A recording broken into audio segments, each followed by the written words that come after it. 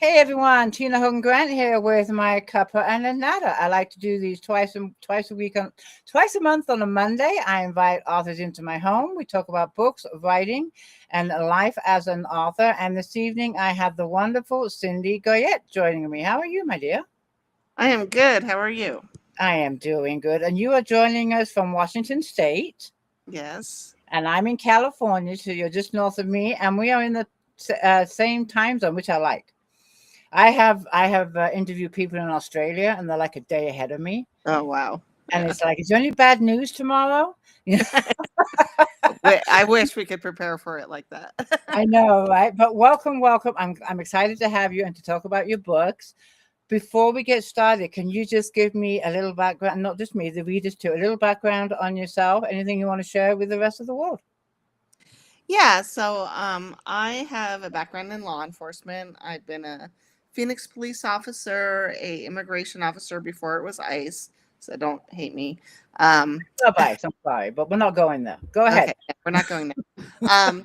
And a probation and parole officer, both in Phoenix and in Portland, Oregon. I started writing.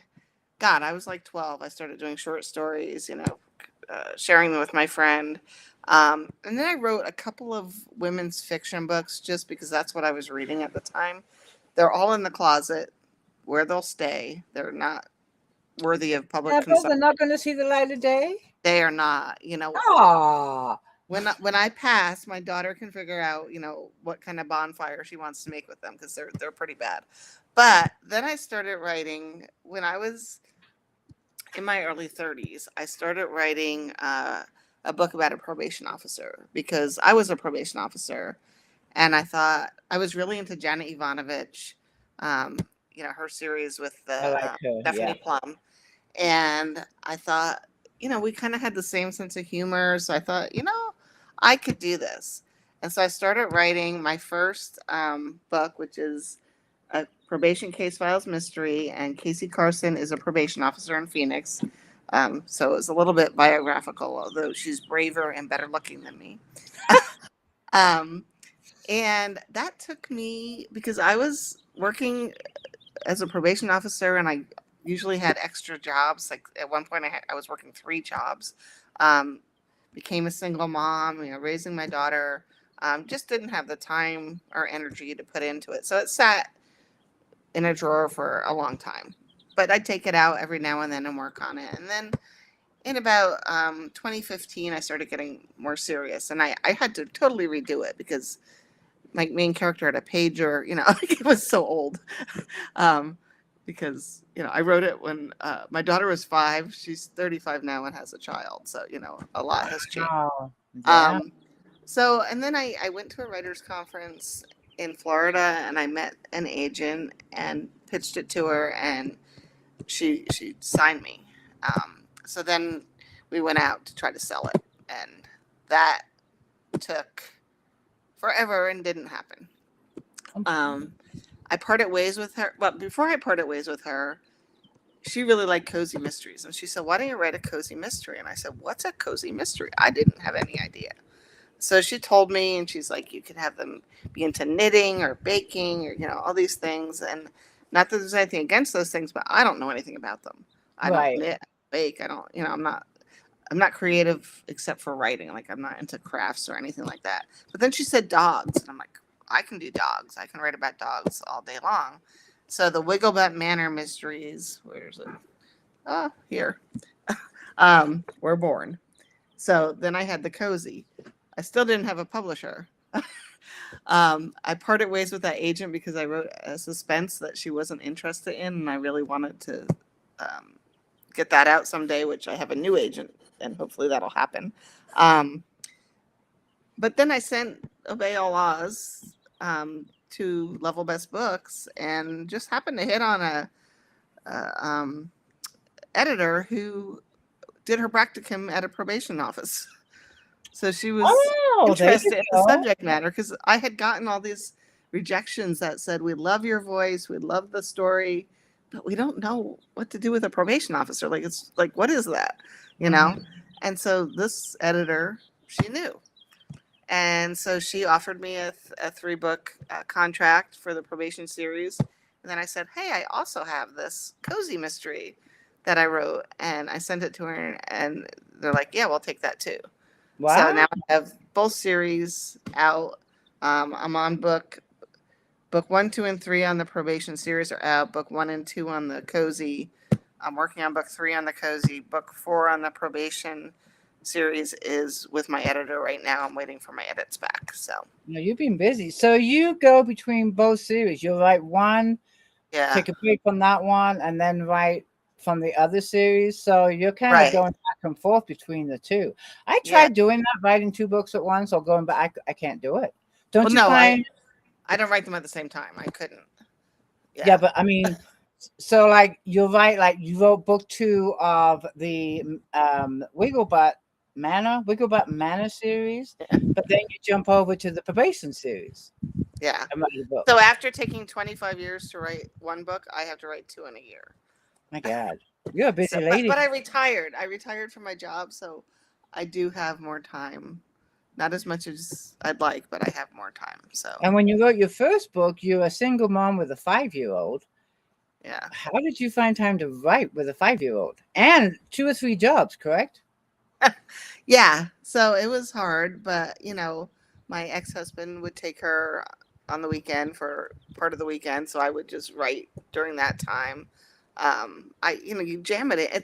It's amazing to me how you can fit it in when you're really busy, and then all of a sudden, when you have all the time in the world, I have less time to write because I always think I have more time, so I don't get to it. It's It's like, crazy. yeah. So I was almost better when I had that schedule. Do you, now that your daughter's older, do you discipline yourself when it comes to writing? Do you sit down and say, I'm going to sit here until I've written X amount of words, or spend X amount of time? Do you do a daily routine when you're writing? That's always the goal, and I hit it. I hit it sometimes, but I have been terrible lately. I have just been not writing like I should. I need to really get my butt in the chair at like 7 in the morning because I'm a morning writer, and I keep telling myself, okay, next week I start. Next week I start because book 3 is due in November, and it's only like not even halfway done. I need to really pull That's it. right around the corner. I know I need to pull it together, and I will. Wow, pressure's on. The pressure I is on. It is, and Um, yeah, I before love it. we're gonna start talking about your series, but before we go there, let's say hello to some people that are joining us. We have Karen here. She says hello, and I am talking to Cindy Goyette, and she is excuse me. If you have any questions for Cindy, go ahead and put them in the comments. I will get to as many as I can. We're going to be talking about her 2 series. Let's see. Belinda is here. She says hello.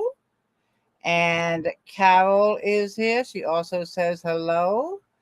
Lori Chasko. Belinda says pretty cover. Thank you. Let me see. Hold on one second. Where did it go? And Belinda's saying that's a lot of writing. Janelle Jackson says hello. Lori says we're both frozen. Lori, can you let us know if we're not frozen right now? So it might, because someone else says we're not frozen. Because I can't tell. Yeah. But I'm not seeing anyone else saying we're frozen, Lori. Chang is here. She says hello, but we're going to continue on until if I see any other comments that were frozen. But we look fine to us. I look Yeah. fine. You look fine. Yeah, I can see you. Yeah. All right. If we are frozen, do let us know in the comments, but I'm not seeing anyone else saying that, so we're going to continue on.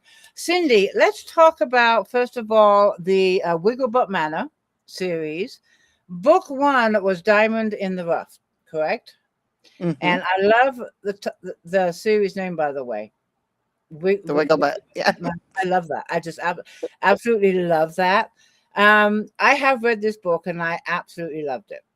I am a dog lover. If anyone, I mean, it's not just because I'm a dog lover that I love the book, but just the way that you incorporated the dogs into the story, and the fact that Noah and Maya, Maya. Yeah.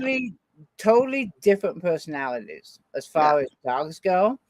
I love the mischievousness of, is it Maya? Should I say Maya. Maya.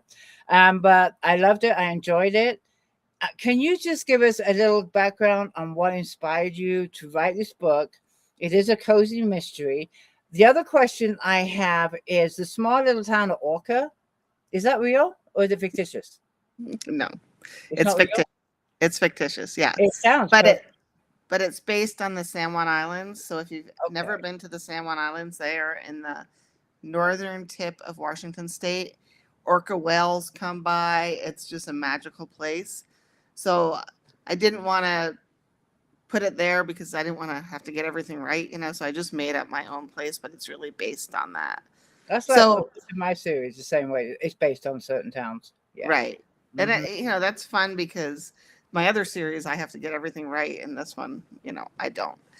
But so as I said earlier, my then agent asked me to write a cozy and talked about dogs. So I thought I used to take my dogs to this hotel. It was not called Wiggle Butt Manor, but it was a pet hotel, and it was so cute. And she had little rooms like decorated and with kids furniture for each dog. It was like a real hotel, but for dogs. And so I thought, that would be a great setting, to put Hmm. it there. And then I used my dogs.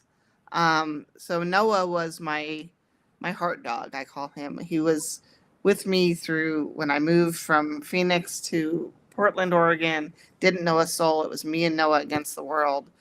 So he was my little buddy, and Oh, so I had to put him in it. And then Maya, my daughter and I adopted Maya when my daughter was like 15.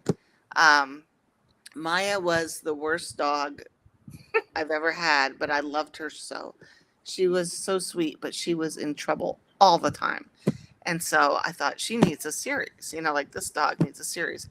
Maya passed like a year and a half ago, I think, at the age of 19 and a half. wow, good age. So she had stories up to the end. So like I have a lot of material. She ended up My daughter took her when she moved out. So I didn't live with her for her whole life, but I lived with her for a lot of it, and she was still in the family. So a lot of the stories in the books about the dogs especially are true. Um and it wasn't these dogs, but I did have dogs that got into a tray of brownies and ate them and ate the glass pan and everything, which is a scene in Diamond in the Rough. Yeah.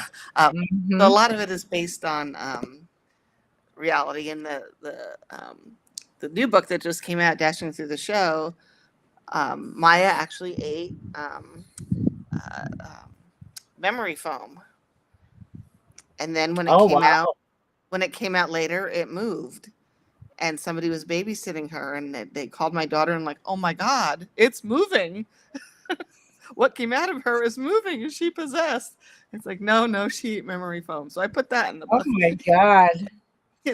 So Maya had no bounds. She had, no filter, so yeah. She So I sounds like love my keeping, Jack. She sounds like my I dog love Jack. keeping, okay. I think we all have a Maya, right, in our life. Hmm. So, Yep. but I love keeping them alive in the series. I have pictures of them with angel wings hanging over my desk. So I look at Aw. them when I'm writing, so I want to keep true to them. And yeah, so it's, I dedicated the first book to Noah, the second book to Maya, so I love it's, that. I love that. And yeah. what about Charlie in the first book? Is she based on anyone you know? Well, in 2020, that wonderful year when everything, went wrong, I got diagnosed with rheumatoid arthritis.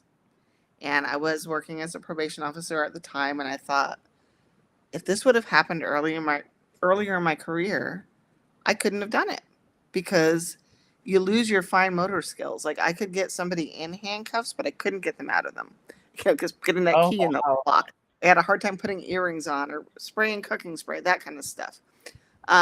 So I thought, why not give Charlie rheumatoid arthritis? She's a lot younger than me when she gets it, but and have her be in the police academy. So I kind of broke the rules because there's supposed to be amateur sleuths in a cozy, and she did have a little bit of police academy in her, but she never finished it. So she was Right. never a cop. She You was still never that. amateur, yeah. And I just want to be truthful here. My new rheumatologist does not think I have RA, but I was on the medication. I went through years of thinking I did. So I feel, and I did so much research and, joined groups and stuff about RA. I still have something wrong with me, but we don't know what it is. So I thought, I hope they figure out what it is. yeah, but I wanted to give that a spotlight too, because a lot of people don't really know anything about it. I think it's just arthritis, and it's not. It's so much more than that. So I thought I could, actually educate people with that too, and give those that have it a voice. Right, give it a voice. And you mentioned that this is a cozy mystery. I don't like cozy mysteries, but you mentioned that the sleuth is supposed to be an amateur. Yeah, pretty much one of the rules of writing a cozy mystery. It is. Really? Yeah, amateur sleuth that, has nothing to do with law enforcement. So I had no idea. I mean, I love reading them. I've never written one. And for me, it's like I don't know enough about the law like you do to begin solving a case. I wouldn't know where to begin. Wouldn't, it's like I just don't know how to piece it all together. But you have the background, so you can, and you did very well, by the way, in Diamond in the Rough. And I like the title too, Diamond in the Rough. Can you let us know how that came about, the title? Well, I thought, before you were writing the book or during the book? That came to me pretty easily, which titles usually don't. But I think Maya was a diamond in the rough. She was, as I just described her, she was that. But I also thought that there's a teenage character in this series, and that she was a diamond in the rough. She was like, had this really rough upbringing and that, but she shines at the end. So I got it from the two of them. I like that. And this is book 1 in the series. Now, book 2 is called Dashing Through the Show. And when does that come out? That's out. It came out June 16th. I love the cover. So it's got a Christmas. Oh, that's beautiful. Yeah, it's got a Christmas. It takes place at Christmas time. And Maya and Noah and Charlie are in this book too? Yes. I love that. They continue to all the same characters. And then there's a few more, but yeah, that's. And can you just give us a little background to this book without giving too much away? Well, again, I keep naming my then agent. She told me I should put the second one at Christmas time. So I did. I followed directions pretty well. Got the cover too at Christmas. Yeah, and I wanted to do something with an agility kind of thing, because I was trying to get my dog to do agility, but it did not go well. But I tried. So it starts out, there's this grand opening of the agility course, and Charlie's just moved back to town, because in book 1 she's just visiting, but in book 2 she actually moves to Orca Cove, and there's this nasty pet owner who has a Springer Spaniel who is a champion with agility, and he's supposed to perform at this opening, and the owner is such a jerk, and he ends up dead in Charlie's moving van. So she becomes a suspect. So there, in book 1 there's a love interest. Nick is the local hot cop, and Charlie and Nick are just starting to express their feelings for each other. And that's another rule for a cozy. You can't have sex, violence, or cursing. Really? Right. I have to do some research if I was So there's violence, of course, because there's a murder, but it's not on the page. Like it's off the page. But they don't go into detail of the killing, or they just find the body a lot of times. Right. Yeah. Okay. Yeah. So no blood and guts, no swearing, and no sex on the page, which I don't write anyway because I'd be too shy. But anyway, closed doors, right? Yeah. So there's the love interest thing goes on, and but because Charlie's a suspect in book 2, and Nick's the cop investigating the murder, they kind of have to put the brakes on it. So it kind of adds to the tension and that. Okay. So yeah. Now this is book 2 in the series. Do you know how many books are going to be in the series? Well, I'm writing book 3 now. My contract is for 3. But my publisher will keep going if I want to, and if they're doing okay, Right. So I'm already starting to think about another book. Definitely the probation one. I already got a contract for book 4, and that's going to come out in February. So, yeah, we'll see. We'll see. It Wow, depends on that's if I have exciting. time and, energy. Now, with it being a series, can readers read them in any order, or would you recommend starting with book 1 and following through? Yeah, I recommend starting with book 1 because all the mysteries are different in each one. The relationships do grow and change. But I've had a lot of people say they read it, they only read the second or third one and they're fine. They're fine. So, So it's kind of like a story within a series that has a beginning, a middle, and an end. right. There's not like any cliffhanger where they gotta go out and buy book 3 to figure out what happened in book 2. Yeah, I think more for the probation series, but the cozy, they kind of stand on their own. But to know like her history with the RA and her aunt and the cop, and that, I think starting with book 1 would be best. Book 1 and then just follow them through. Yeah. Okay. Let's talk about the other series. It's called the Probation series. Probation Case Files Mysteries. Yes. Okay, but the Probation Case File Mysteries. And how many books are in that series?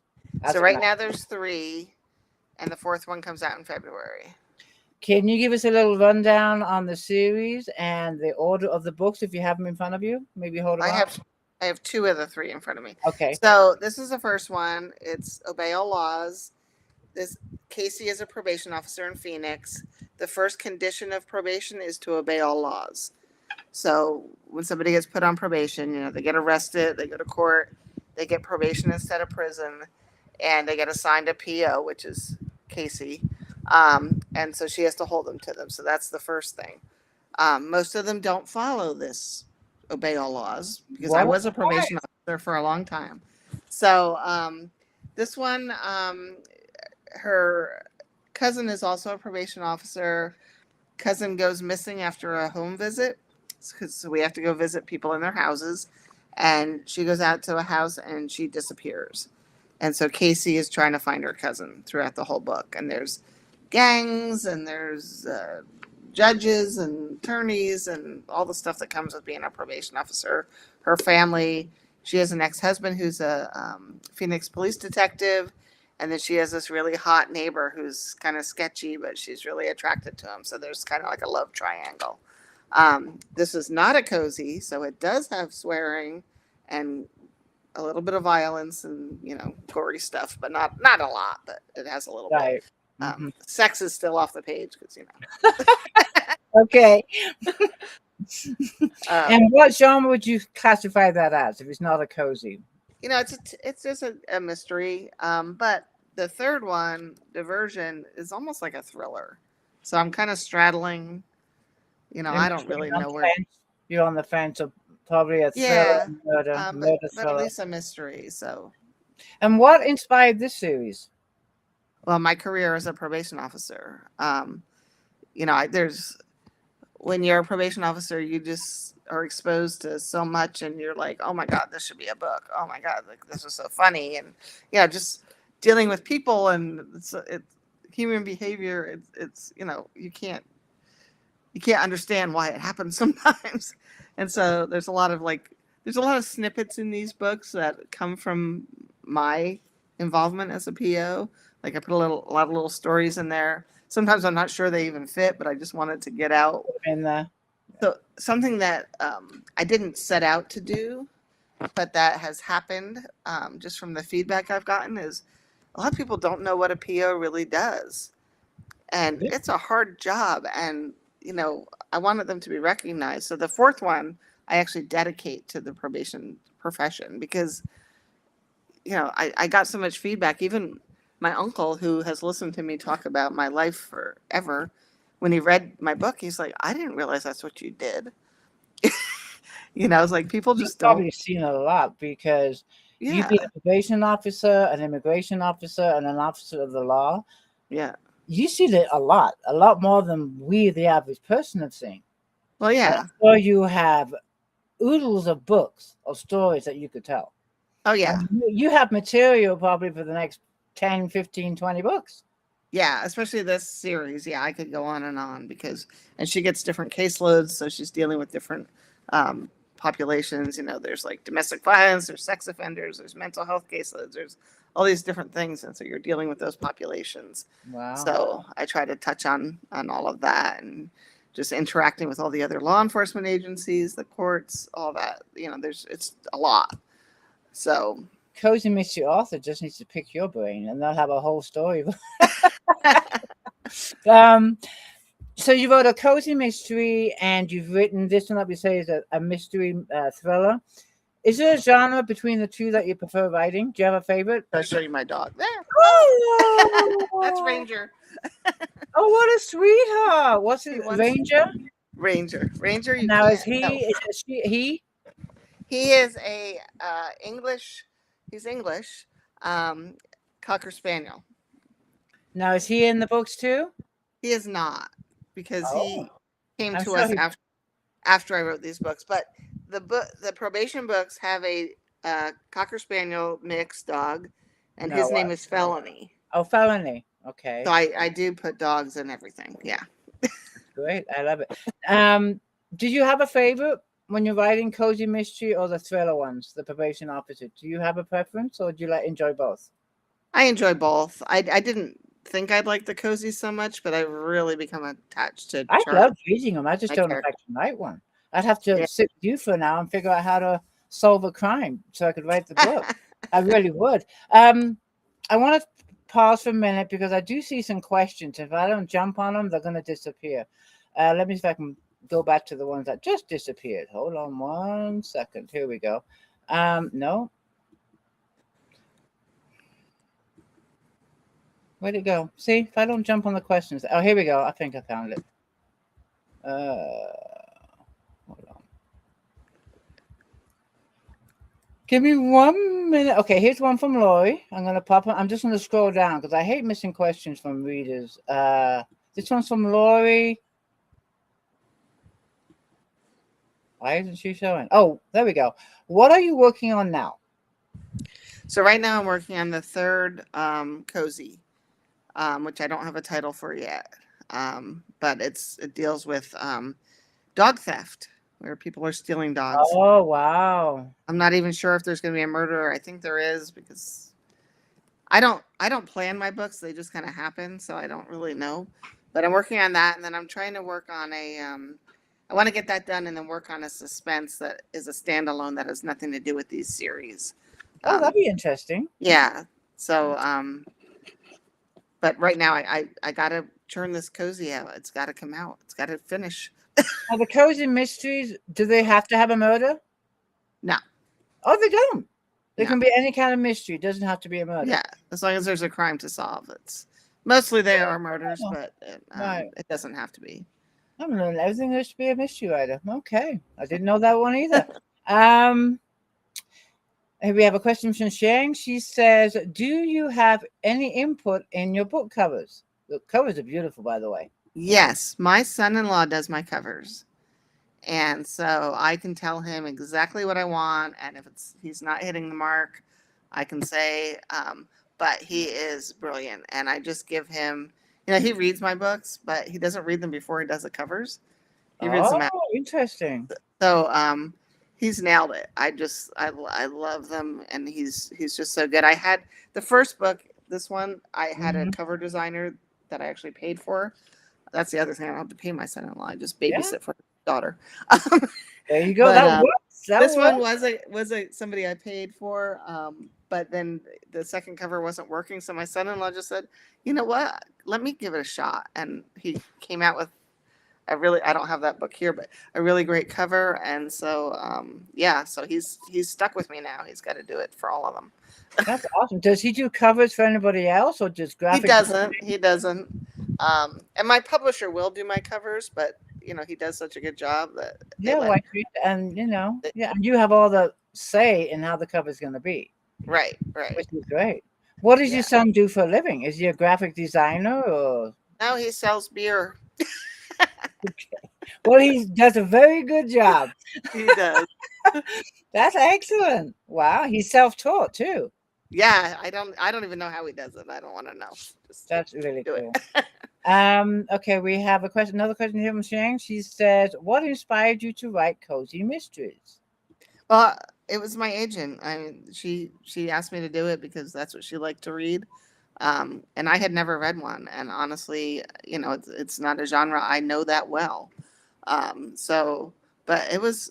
I mean, honestly, it's the same as the other series, except there's no swearing and violent. I mean, you're still solving a mystery, and Right. so it's Diamond in the Rough has, and the other one too. It's got lots of layers. Like there's a lot of stuff going on there. It's not. Yeah. I think of cozy mysteries being light, but it's really not. I mean, there's so much going on with that town and the secrets and everything. So, um, yeah. So, but I'm not an expert in cozy mysteries, so don't. Oh, you did a great job with Diamond in the Rough. Well, I thank enjoyed you. it. I enjoyed it immensely. It was very good. And I have to say that Elaine Sapp is the one that turned me on to your book. And then she also got us together for this chat. So Go Elaine. I want to thank Elaine for introducing us. Yes. I really appreciate it. Lori has a question. She would like to know, have other family members been in the field of law? No. Oh. I actually became a police officer because I couldn't get a job doing anything else. I was fresh out of college. I had a degree in social work, and everybody wanted you to have all this experience and be bilingual in that. And I couldn't get a job, and Phoenix police were hiring, so I applied and I got hired. And I was like, "Oh my God, now what?" you know, now I actually have to do this Now you have and to do, everything. yeah, you have And to then do. you get in law enforcement, and what else are you gonna do? So I just kind of stayed in law enforcement. Do you have a Even favorite out of the three that you've been? The immigration officer, law enforcement, or probation? I probably like probation best, and Really? I did probation for like 20 something, no, almost 30 years. So And you're retired now. I retired. But um, what I like about probation is I have a degree in social work, and it's halfway between being a social worker and a police officer, because you have to be a social worker and help these people change their lives. At the same time, you have to hold them responsible and accountable, and you have to arrest them. And you carry a gun and you do all that stuff, but you still have to keep a rapport with them. So it's kind of like this really weird relationship. That But they also have to trust you. I Yeah. get the feeling they have to trust you in order to. I mean, I'm no expert at this, but I get the feeling that they have to open up to you. They want to change the world around. So there has to be that little bit of trust too between, Yeah.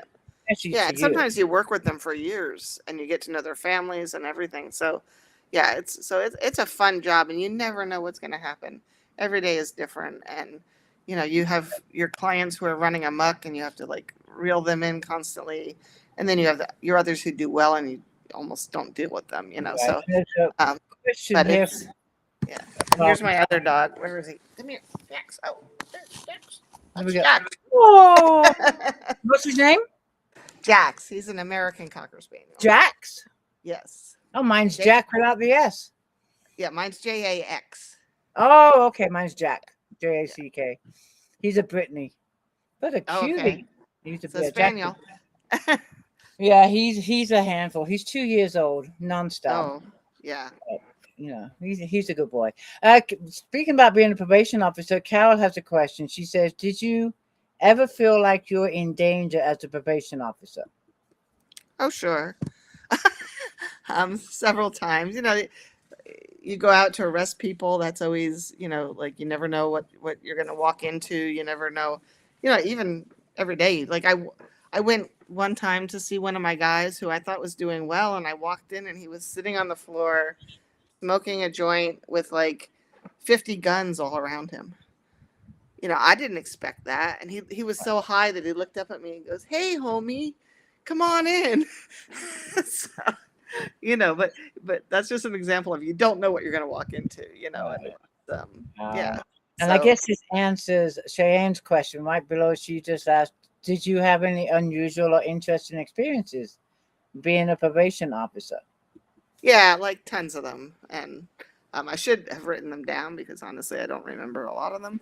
But they are in my books. A lot of them are in my books. That's what I'm saying. You have some great material for Yeah, books. You really there's a lot of do. little tidbits in there. Of just sometimes I just put in there that she does a home visit and this weird thing's happening, and it has nothing to do with a mystery or anything, but just part of her Well, you job. want to put it in the story, which is Yeah, that's so I do.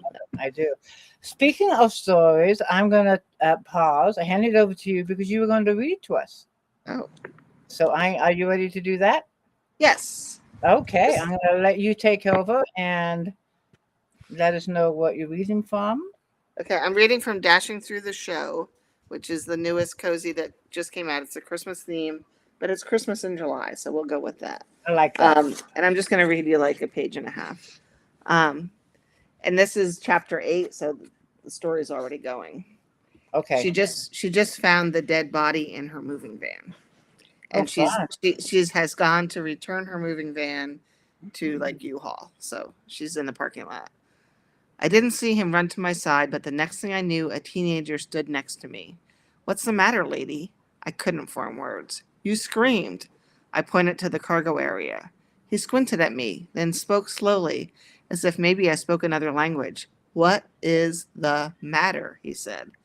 By now, 2 other people had come to see what the commotion was about. It's Miles, I said. A look of confusion crossed the boy's face. Miles? He started to climb into the truck, but I grabbed his arm. No, call the police. You sure, lady? With freckles and long-lashed light blue eyes, he had a look of innocence about him. I wasn't about to take that away. I couldn't let it ruin him like it was ruining me. Plus, it was a crime scene. I didn't know how Miles died, but someone went to the trouble of placing his dead body in a bag I owned in a truck I rented. The fewer people contaminating the scene, the better. I'm sure. Call 911. Pulling a phone out of his pocket, he made the call. He took several steps away from me and lowered his voice like he wanted to protect me from hearing what he told the operator, something about a client acting crazy. It wasn't far from the truth. Meanwhile, a woman with tattoos on her neck and deep purple lipstick on tightly pursed lips took my arm. Have a seat, hon. You look like you saw a ghost. I lowered myself onto the truck's back bumper, so my back was to the body. I didn't know where it came from, but soon I held a bottle of water, and the lipstick lady encouraged me to take a drink. Barely capable of forming a coherent thought, I did as I was told. The next thing I knew, a police cop and a woman in uniform stood before me. I think she's in shock, Lipstick said. The cop waved her hand in front of my face. Hey, you okay? I focused on her, angular jaw, sharp nose, and questioning gaze. I wish Nick were here instead. That's the hot cop. I wanted to be a cop, although that would never happen because of my diagnosis. I thought I had the instinct, even if I didn't have the badge. I needed to toughen up and pull myself together, but I wasn't being called to a crime scene. Not that I've ever done that. I'd never gotten that far. And this was my rental truck, my bag. How on earth did a dead body get there? It's Miles, I said. Who's Miles? What was his last name? It wouldn't come to me. I put it over my shoulder. He's dead. Ooh, and very cool. All right, that's book 2. Thank you so much for reading to us. It sounds intriguing.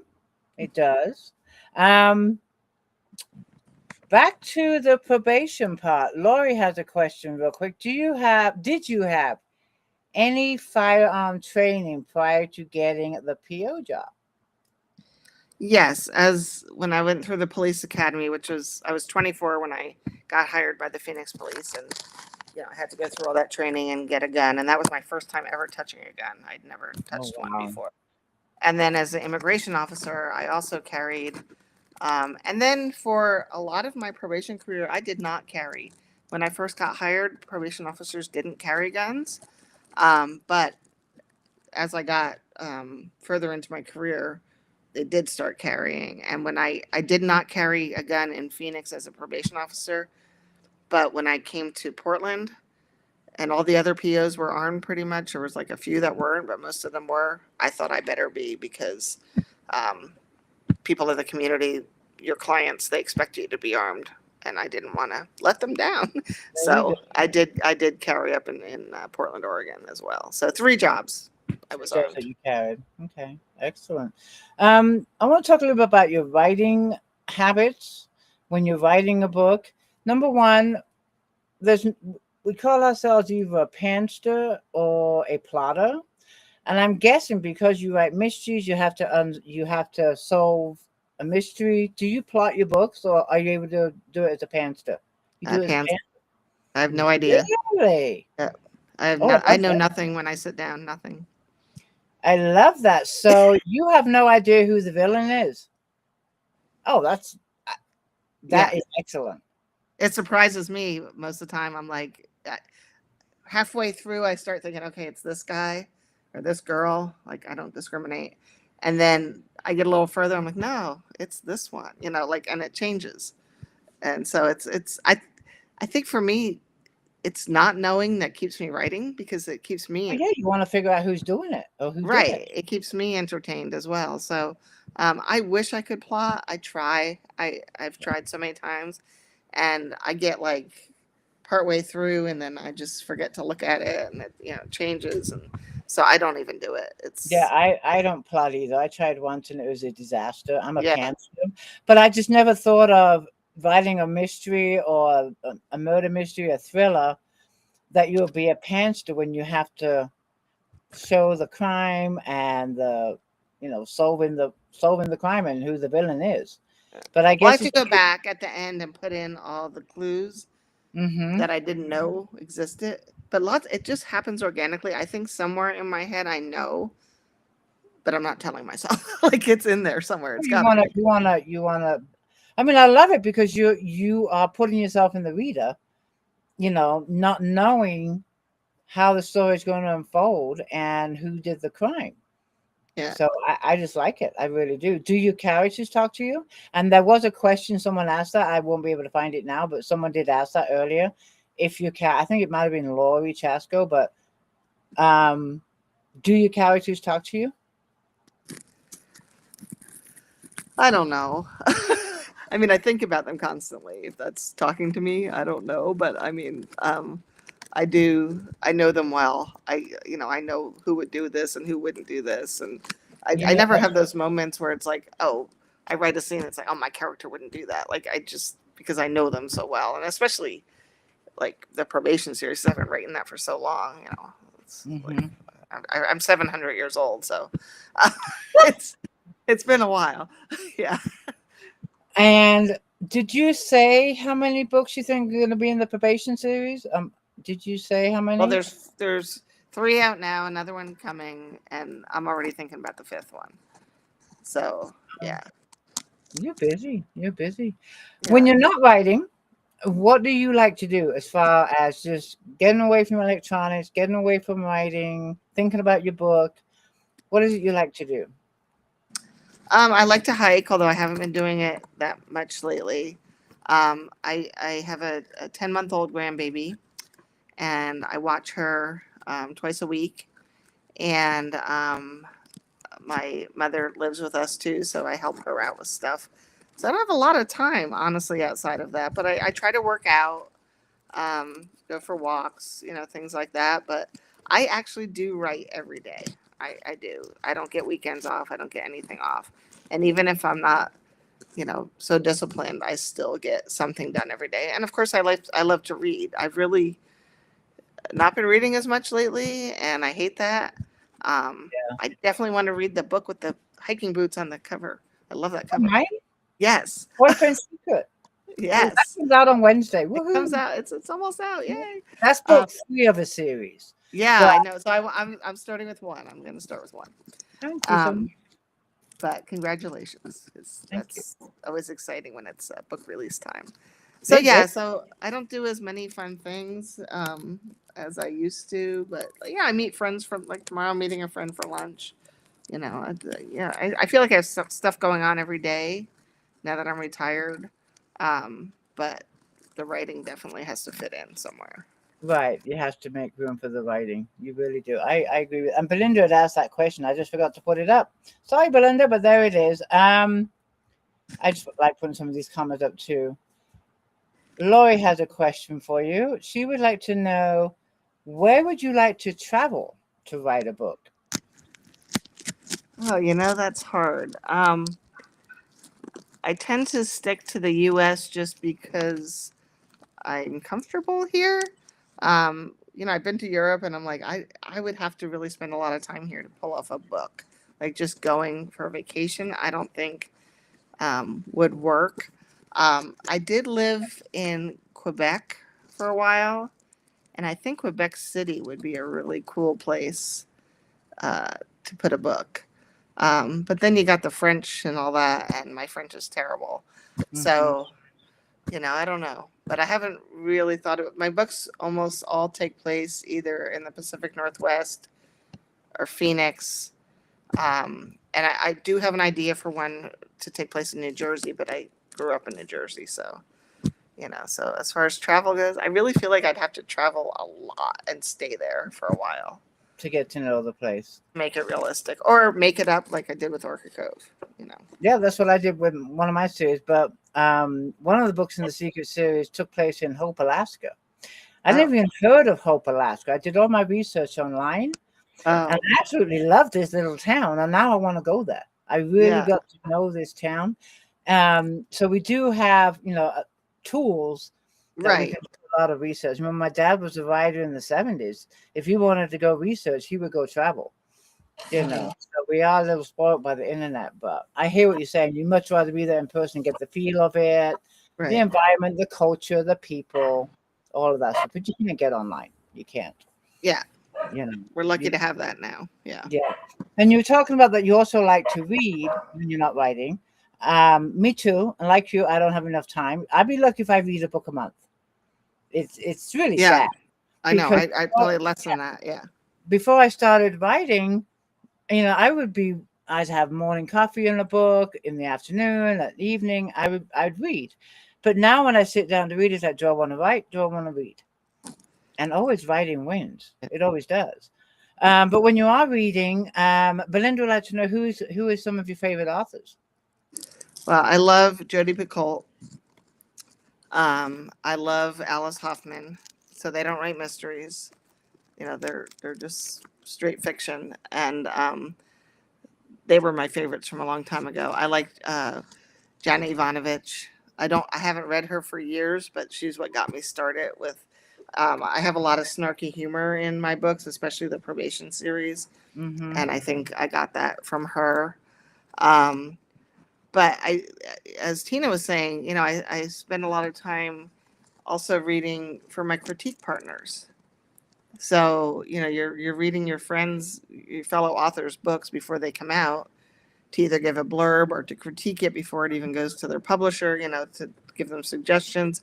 So I'm always reading that kind of stuff. I don't have much time to read something else, but I did just read Yesteryear, and I finished it like over a month ago. I can't stop thinking about it. It was like, Okay. yeah. So I don't know if you've heard about this book, but it's like No. the Mm-mm. number one bestseller, New York Times bestseller. Who wrote Check it? it out. Check it Who out. wrote I don't even know her name. It's her first book. Um, Yesteryear? Yesteryear. I'm also reading this one that I just started, and it's about this woman who's an assassin, and it's really good. And I know she has other books out, but it's her first, like, with the big five. So I have books laying all over the place. I do It's like read. me. It's like me. I mean, I have some authors' books that I need to read. I've had them for too long. Oh Yeah, yeah, I'll be happy to read it, but then time just flies by, and I get around to it. But it's not like I mean, sometimes it takes a little too long. yeah. But we do what No, we and can. We it's do what we hard. can. Yeah. It really is. Especially when we're trying to I wish balance it. sometimes I could go back to just being a reader and not I get that. And the have other the thing stress. too, I'm not sure if this applies to you also, but I read differently now Right. versus when I was not a writer. And when I say that, it's like I'm reading the author's style. I'm reading, and if I find my mind wandering to like dinner, it's like, okay, what in this paragraph lost me? Right. Why did I get disconnected all of a sudden? So Right. then I start studying a paragraph for the next 10 minutes of Right. why I started straying from the book and thinking of dinner. What was missing in that Yeah. paragraph? Or if I can't, Jack's barking outside, I'm ignoring him because I'm engrossed Yeah. in the Right. so I Right. totally read a lot slower and I critique to myself everything. Yeah. Yeah. Yeah. Me too. Yeah. Yeah. I mean, a book that usually I could read in, 2 or 3 days. Now it takes me a bloody month. You know, it is I what hear it, you. I hear you. and I learn a lot from Yeah. Yeah. from reading other. This is why I really should read more. Okay, we got time for a few more questions. Carla would like to know: are any of your characters family members? Oh, I can't answer that because Oh, then no, it's not no. it's not a character that they would like to be. Okay. We're not even gonna go there. We're not gonna go there. No, we're not gonna go there. Now, when it comes to your books, I'm checking the time. Your books are, as we say, wide, or are they in Kindle Unlimited? They're wide. Yeah. They're wide, so you can get them on Amazon, ebook, Barnes and Noble, Nook, everywhere. And paperback? Yes. And what about audio? No. Okay. My publisher keeps saying they're going to do that, but they haven't yet. So. Oh, they'll get around to it. They will. They'll get around to it. Do you have a website that where readers can check out your books? I do. It's ccgoyette.com. Okay. And the other thing I wanted to ask you, hold on. I'm searching for other questions. I saw one and now it's gone. This is why I like to keep up on my questions. Oh, wait, doesn't matter. I'll find it if it comes. Okay, so I'm sorry. Your website is again ccgoyette.com. ccgoyette.com. Your books are paperback and ebooks, not in Kindle Unlimited. No, not in Kindle Unlimited. They're traditionally published. So no, but you can go to your local bookstore, which is what I recommend, and they can order it. Like, unless you live up here, the local bookstores up here have it, but they won't have it like in other states and that. But they can order it. So, and it's in the libraries too, right? All the libraries. And if your library doesn't have it, they can order it. They can order it too. Yes. Okay, perfect. Wonderful. Yeah. Question I want to ask, and I ask all authors this, is what's the one piece of advice you would give to a writer that wants to become a published author? Never give up. Look how long it took me. I mean, I was 60 when I signed my first contract. And now I have 5 books out and I'm 63. So it happens fast once you get there. But people ask me, would you have still written if you weren't going to be published? Well, I did for 30 years, right? I wrote all the time, I took time off, but I wrote a lot. And I never thought I was going to be published. It didn't even really occur to me. It wasn't like why I was doing it. And don't do it for the money because there's no money in it. I like that. Very cute. I do like that. We write because we have to. We have these stories that we have to get out. And if people enjoy them, that's fantastic. And I love my readers. I mean, the biggest surprise about this whole thing has been connecting with people and, hearing people enjoy it. And, it's like you can see my imaginary friends too. Like, oh my gosh, I didn't know, that was happening. So it's been this wild ride. I mean, I'm with a small publisher. It's like I'm not gonna, be this big breakout author, but they've been getting positive reviews. I've won a few awards. I won one this weekend for which one? For Diversion, Public Safety Writers Association. Congratulations. Yeah. So things like that are they make you feel really good, but it's just something I have to do. So. Well, I always say you're never too old to start something new. No. And age is just a number. And if you have that drive, you have that dream, just go for it. Just absolutely go for it 100%. And I started publishing in 2000, and my first book came out in 2018. So that was 8 years ago. So I was late 50s when my first book was published. Yeah. And you know what? We have life stories to tell. I had the job. If I didn't have that job experience, I wouldn't have these books. Yeah. So you have to get there. You do. And they always say, start writing something that you know. Right. And that's what I did with my trilogy. The Tammy Mellor trilogy is based on my life. And I thought it was going to be one book, and I had too much to say, and it ended up being 3. But That's why we write, because we have a lot to say, right? Um, so how many books total have you printed? Have you published? So I have 5 out right now. 5 out. And do you do anything special each time a book comes out? I did have a launch party for a couple of them at my local bookstore, but I think I'm done with Nice. that. It's so stressful, so I don't think I want to do that anymore. But I do book signings around town and stuff. You know, I have a bunch of them scheduled. So yeah, it's fun, but just yeah, celebrate. You know, you try to celebrate it because it is a big deal. As you get more out, right? It doesn't feel as big of a deal, but it really is. I mean, it's Oh, it still really is. I mean, the book coming out on Wednesday is book number 18, and wow. it's still, it's the feeling never gets old for me. I think I don't do a lot of, I do in-person events like book fairs, craft shows like that, but I don't do a lot of bookstores or libraries now. That is a lot of work. You're right. It is. But what I do is online events.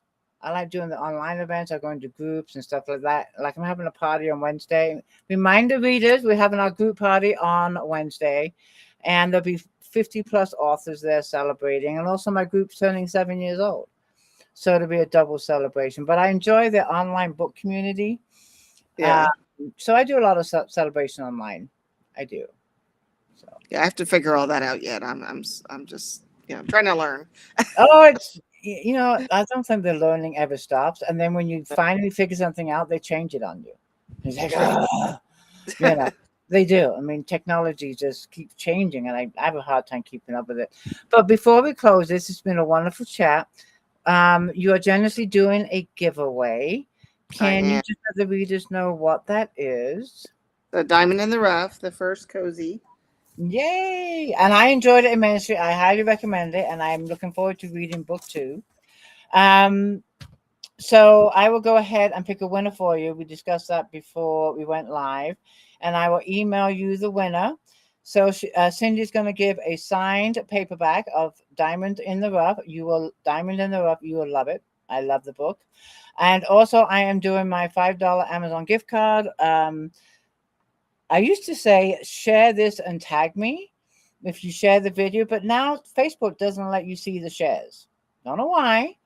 So now it's an honesty thing. So if you share the video, share it in many places as you can, and just message me. Just message me and say you shared the video and you are in the drawing for a $5 Amazon gift card. It makes no sense to me that you can't see the people that shared your post, because then you can't thank them. Right. I used to, someone shared my book, shared my post, I would go, thank you for sharing. Mm-hmm. But now 80% of the posts, you can't see the shares. Makes no sense. Mm-hmm. Anyways, but Cindy, this has been a wonderful chat. Thank you so much. Do you have any last words before we sign off? Well, thank you for having me. This has been a lot of fun. You are so welcome. Thank you, readers, for joining us. I will be back in the group in a couple of hours with the winner. Thank you for the great questions, and I'll see you in the group. Good night, everybody. Good night.